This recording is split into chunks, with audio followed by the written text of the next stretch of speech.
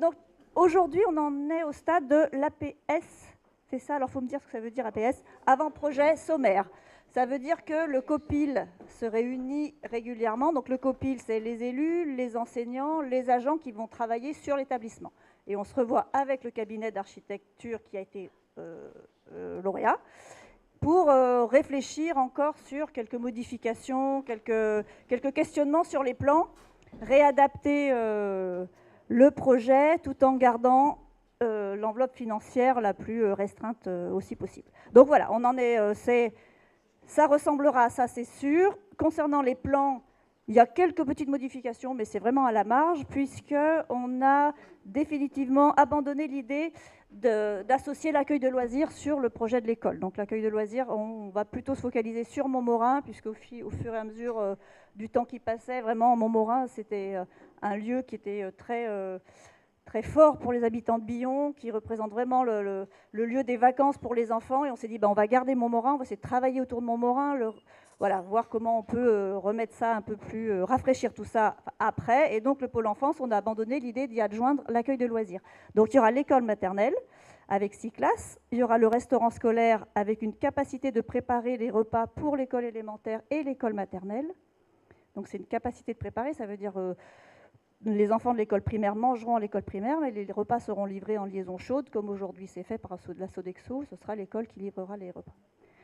Avec dans l'idée une réflexion autour du contenu de l'assiette, des qualités des aliments, voilà, sur le restaurant scolaire. À ça s'associe aussi le périscolaire, c'est la garderie du matin et la garderie du soir, qui a une petite partie des locaux, et puis un espace de cours, et puis des petits sentiers, parce que le bâtiment est implanté parcelle de la Croze côté bas, côté parking de la piscine. Donc quand vous arrivez au parking sur votre droite, voilà, c'est là, ce sera là, avec un étage. Il y a un étage qui donnera sur le haut de la parcelle, avec un accès piéton qui pourra, voilà, les enfants, enfin les parents pourront venir à pied de l'école primaire jusqu'à l'école maternelle en passant par le haut, par le chemin de la Croze, ils pourront redescendre et arriver dans l'école. Mais c'est vrai que là vous êtes loin et que ce sera plus sympa d'échanger ensemble là-dessus plus tard. Ouais, à la fin de la réunion, on prendra un temps et puis on pourra en parler autour des tableaux. Voilà, j'ai tout dit, les amis. Sauf si vous avez des questions sur le pôle enfance. Donc ça fait un étage. Oui. Il y a un ascenseur. Les ascenseurs. Oui. Bien sûr, c'est obligatoire. Bien sûr, c'est obligatoire. Mais en fait, le terrain est particulier. Donc c'est un terrain qui ressemble à une carrière, et donc qui a une grosse marche et qui en plus a une pente aussi dans l'autre sens. Donc il y a pas mal d'endroits où il y a des pentes dans l'établissement. Il y a des petites zones un peu pentues. Voilà, il n'est pas tout plat, quoi. Et c'est un projet qu'on a choisi parmi 3 autres. Vous voulez qu'on en parle des autres ou... Du coup, les cheminements handicapés, qui étaient un des problèmes de l'actuelle école maternelle, vont se retrouver sans trop de difficultés. C'est prévu pour que ce soit adapté, c'est obligatoire de toute façon. Donc l'entrée qui se fait par le parking de la piscine, cette entrée-là est complètement accessible aux personnes à mobilité réduite. Après, ceux qui vont arriver par le chemin de la Croze, là, c'est le chemin de la Croze, ça ne sera pas adapté. Mais il y aura toujours une entrée possible via le parking de la piscine. Non, mais je pense au cheminement interne à l'école. Ah bah oui, dans l'école. Entre je sais pas, la salle de motricité, oui. La salle de classe, le restaurant scolaire, la cour de récréation. Oui, tout est adapté pour que ce soit... oui. Il n'y a pas de marche. Il y a l'ascenseur pour passer de l'étage 0 au plus 1. Et puis après, le reste, ça peut se faire... de toute façon, c'est obligatoire. On ne peut plus se permettre de faire des étages sans ascenseur, sans des largeurs de porte, sans des WC pour personnes à mobilité réduite. Oui, alors avant d'en arriver là, on est allé visiter des lieux, notamment un pôle enfant sur la Fouillouse, qui était vraiment qui avait à peu près, qui ressemble pas à ça, mais qui est de la même configuration sur un terrain très pentu, avec un accès avec ascenseur ou escalier.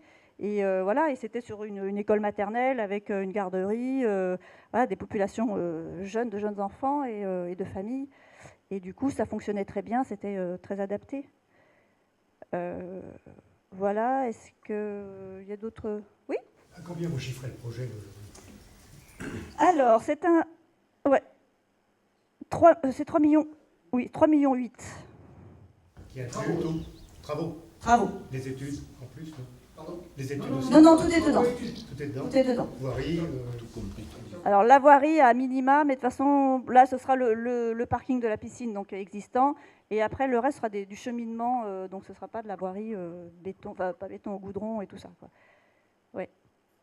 À l'origine du projet, c'était un projet qu'on voulait avec la crèche, avec beaucoup plus de structures, qui était à 10 millions. Et quand on nous a annoncé le prix des 10 millions, on a revu notre copie.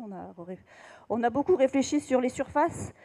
Aujourd'hui, sur l'école maternelle, il y a des salles de classe de 35 mètres carrés et des salles de classe de 100 mètres carrés. Et donc, on a réfléchi à tout ça en disant la norme pour l'éducation nationale, je ne sais plus ce que c'est 50 ou 60 mètres carrés, c'est vraiment petit. Donc, on a travaillé toutes les surfaces. Dès qu'on gagne de la surface, on fait baisser les coûts. Mais tout en gardant aussi des surfaces de classe confortables pour les enseignements, pour les enseignants et pour les enfants. Pour avoir travaillé dans les deux, dans la salle de classe de 35 mètres carrés, dans celle de 100 mètres carrés, il vaut mieux être dans celle de 100 mètres carrés. Et pour avoir vu d'autres écoles, 60 mètres carrés, c'est vraiment un strict minimum. C'est très petit et c'est très important.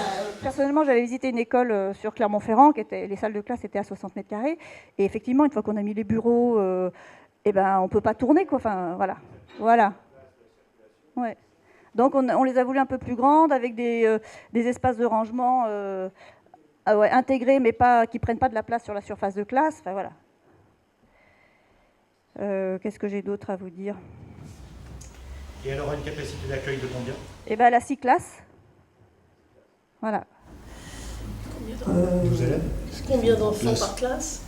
La norme est à 28 sur 30 mètres carrés. Ouais. Maximum. Ouais, 28 c'est maximum, mais bon, ça peut monter. Ça a eu monté. Ouais, ça fait une capacité à 160, 170. Ouais. Ce qui est à peu près les effectifs depuis... Ce qui ne sera pas les effectifs à la rentrée, là.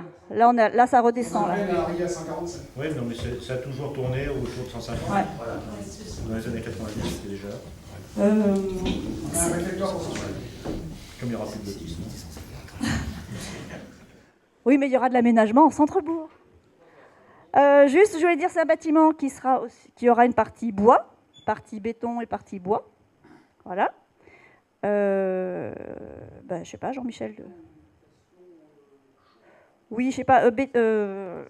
Mireille. Béton petite. Donc, avec des agrégats du coin. De la terre locale, quoi.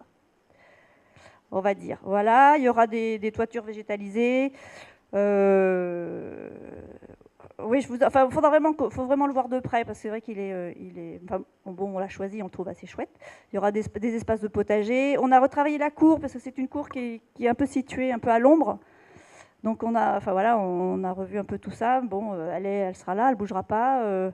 Avec des espaces. Alors le cabinet d'architecte qu'on a recruté est un paysagiste qui travaille avec nous. Et du coup, ils font vachement attention à préserver les arbres existants. Donc c'est quand même pas rien. Enfin, je trouve que voilà, ils sont allés voir, ils ont repéré les arbres et ils vont en garder tant que tout ce qui sera possible, quoi.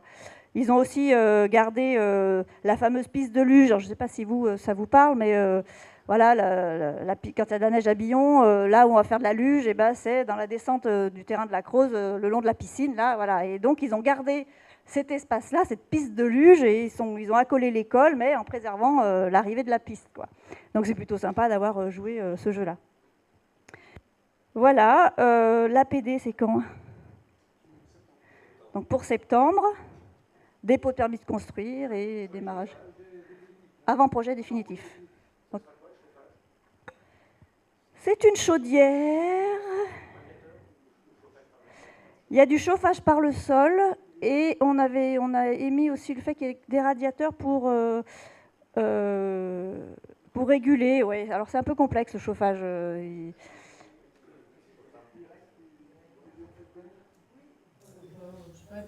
Pour l'instant, voilà, il y a un chauffage par le micro, Nathalie. Merci. C'est encore en discussion.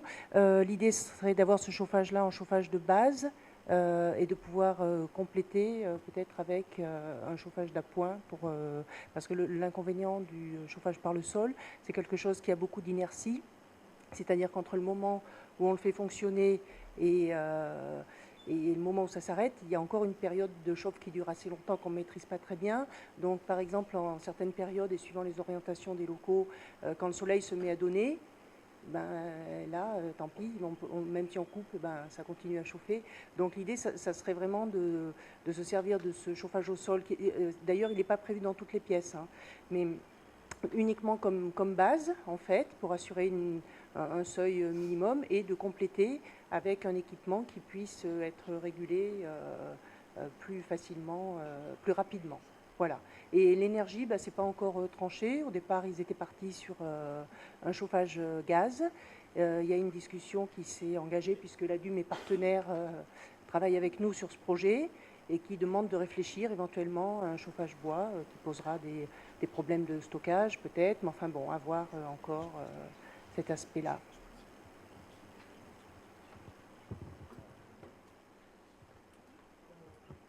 Il y a des prévisions pour réutiliser les locaux anciens, non?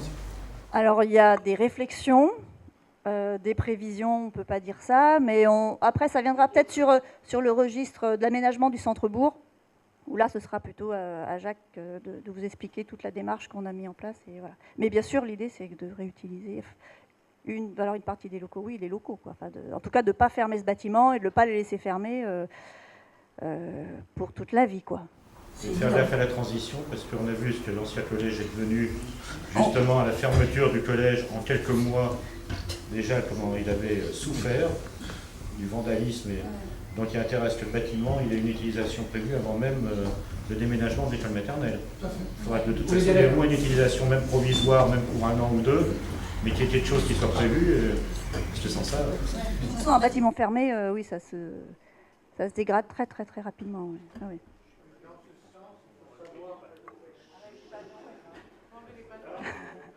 Il y avait... Il faut savoir qu'il y aura des travaux de prévus pour toujours tenir ce bâtiment en état.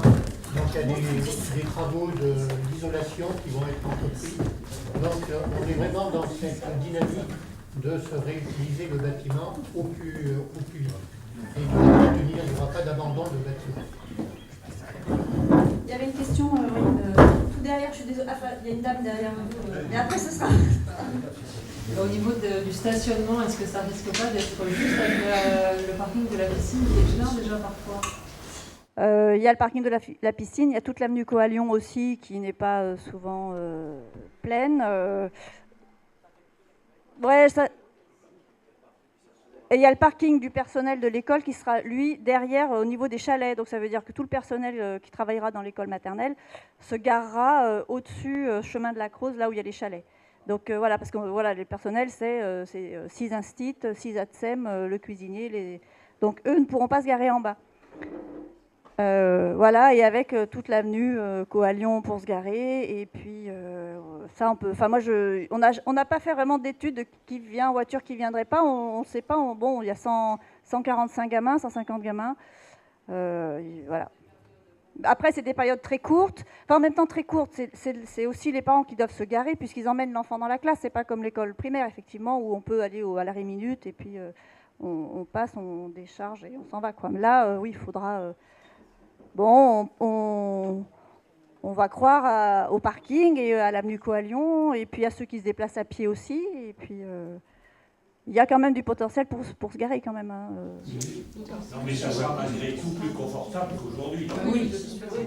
Oui, les horaires avec la piscine ne sont pas forcément... voilà, c'est pas aux horaires d'école qu'il y a le plus de personnes à la piscine qui arrivent, quoi. Ça se croise, en fait. Les heures d'école, la piscine n'est pas utilisée par le public, donc... Oui, il peut y avoir des classes qui viennent, mais bon, là, c'est un bus, effectivement, qui vient et qui décharge. Et vous pouvez me donner la répartition de votre budget, là, des 3,8 millions? Comment c'est financé? Qu'est-ce que vous avez comme subvention? Le montant des emplois? Ce serait intéressant, ça. Alors, est-ce que Pierrick, tu te sens...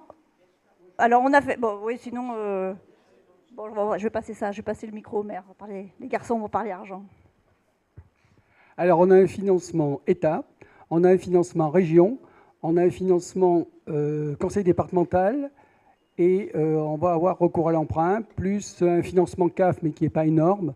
Donc, globalement, je ne peux pas vous donner les chiffres officiellement, parce qu'on attend une subvention de la région et on va attendre que la région ait voté pour vous donner les chiffres. Mais en gros, globalement, avec ce qu'on a comme subvention à peu près certaine, on devrait être à un emprunt autour de 2 millions, hein, Pierrick, c'est de cet ordre-là. Voilà. Donc, sachant qu'on a des emprunts qui se sont arrêtés en 2018, d'autres qui vont s'arrêter en 2019, on sera relativement à l'aise au niveau budgétaire.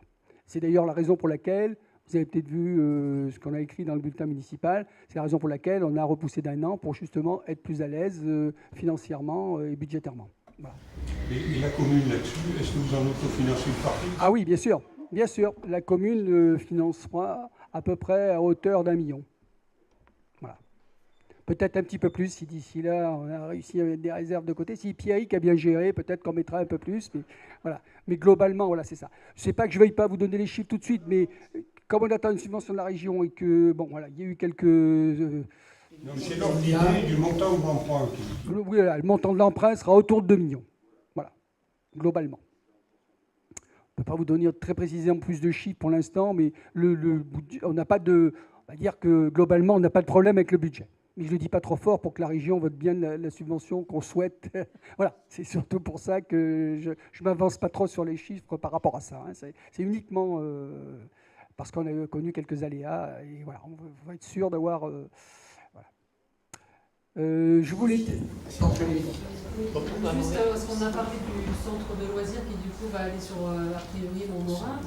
On n'a pas parlé du multi-accueil de la crèche qui du coup elle a été sortie du projet et qui n'a pas eu de solution de remplacement. Absolument. Et ça c'est un peu dommage quand même. Ah ben, nous on le regrette vivement, hein. Mais la crèche, nous on aurait souhaité que la crèche reste sur Billon, bien évidemment. On leur a proposé de les reloger dans ce qui va être l'ancienne maternelle, mais les calendriers ne correspondaient pas du tout. Eux, il fallait absolument qu'ils aient déménagé en, je crois que c'est avril 2020, hein, si je ne me trompe pas. Nous, sachant que les travaux sont prévus pour être terminés septembre 2020, mais avec les aléas qu'il peut y avoir, on peut toujours avoir du retard. Et même si on terminait en septembre 2020 comme c'est prévu, il faut le temps de remettre en état l'école maternelle pour que justement, aurait fallu le temps pour que la crèche puisse s'installer. Ça veut dire encore 3, 4, peut-être plus. Donc c'était pas possible pour eux. Et nous, on a recherché des locaux, mais comme vous le savez, une crèche... Là, pour l'instant, ils étaient logés dans une maison particulière qui avait été aménagée. Là, du fait qu'ils déménagent, ils ne peuvent plus être dans une maison particulière. Il faut des locaux avec les normes d'une crèche telle qu'elle doit être aujourd'hui. Et le projet qu'ils avaient envisagé, nous, on aurait pu éventuellement leur trouver un terrain, mais le projet construction qu'ils avaient, eux, ils avaient environ 250 000 à disposer, 250 000, je ne sais plus, de capacité hein, entre ce qu'ils avaient et l'emprunt, et c'était minimum 500 000 la construction d'une crèche, quoi. Minimum. C'était plutôt... voilà. Donc, partant de là, nous, on n'a pas pu, trouver une solution pour eux. On l'a bien regretté. Parce que ce qu'on avait fait chiffrer dans le programme, là, c'était pour eux 600 000, je crois, quelque chose comme ça. Hein. Donc, comme c'est une crèche privée, ils n'avaient pas de possibilité de financer ce projet. Et nous, en tant que commune, on ne pouvait pas financer une crèche privée. Voilà. C'est la raison pour laquelle ils vont aller... normalement à Glen-Montaigu, à l'ancienne école de Glen-Montaigu lorsqu'elle aura déménagé. Mais ce n'est pas du tout une volonté de notre part hein, d'avoir laissé partir la crèche. On a bien essayé de trouver des solutions à plusieurs reprises, mais malheureusement, on n'a pas pu aboutir. Je voulais juste terminer sur le financement du pôle enfance. Vous avez certainement pu dire dans le dernier bulletin municipal que une partie des conseillers municipaux d'opposition ont écrit que le projet qu'on avait retenu était le plus cher, enfin le plus risqué. C'est absolument faux. Alors je pense que l'opposition a tout à fait le droit d'écrire ce qu'elle veut et de nous contrer. Au contraire, je trouve que c'est stimulant, c'est la démocratie, c'est tout à fait acceptable qu'on puisse... D'ailleurs, s'ils ont une tribune, c'est fait pour ça. Mais comme je l'aurais rappelé au dernier conseil municipal, je souhaiterais qu'ils n'écrivent pas des choses fausses. À savoir qu'il y a eu un jury qui a choisi le projet. Ce projet, dans le jury, figurait 2 personnes de, ce qu'on peut dire, l'opposition hein, aujourd'hui. Ces personnes ont voté. ce projet a été retenu à 5 voix contre 4. Donc on n'a absolument pas fait quoi que ce soit sur le vote. On a voté pour un projet. Et le projet qui avait le plus de risques, à savoir un dépassement de l'ordre de 18 à 20%, dixit le programmiste, puisqu'on avait quand même pris un programmiste qui nous a fait une étude sur les 3 projets qui avaient été retenus. Et le programmiste nous a dit que c'était le projet numéro 2, donc ça ne vous parle pas parce que vous n'y étiez pas, mais le projet numéro 2, justement, qui n'a pas été retenu, qui présentait le plus de risques au niveau de l'évaluation et qui risquait de coûter de 18 à 20% plus cher que ce qui avait été chiffré par l'architecte. Donc voilà, je voulais juste rétablir cette... après qu'on trouve que le lieu n'est pas bien, qu'on puisse dire qu'il valait mieux rénover l'école maternelle actuelle et tout. Moi, j'accepte toutes les propositions et toutes les critiques. C'est normal, hein, ça fait partie de la vie. Mais je souhaiterais qu'on écrive les choses telles que se sont passées. Voilà. C'est un bon projet que vous avez, mais il y a une chose, bagarrez-vous, c'est du neuf, vous ne faites pas de réhabilitation, bagarrez-vous pour ne pas avoir à la sortie de travaux supplémentaires. Vous en sortirez les rois du pétrole. On est complètement d'accord. Mais on a dans l'équipe des gens qui ont déjà mené des projets, qui ont fait en sorte que ces projets soient pile poil et n'aient pas de dépassement. Je connais, et ça, si vous bagarrez, vous y arriverez. Et on a également 2 architectes dans l'équipe, donc ils sont capables de nous donner des conseils aussi et de suivre un peu plus près les choses. Voilà. Donc j'espère qu'on va y arriver. Hein. Normalement, on va tout faire pour. Avez-vous d'autres questions sur le pôle enfance ou on passe à un autre sujet ?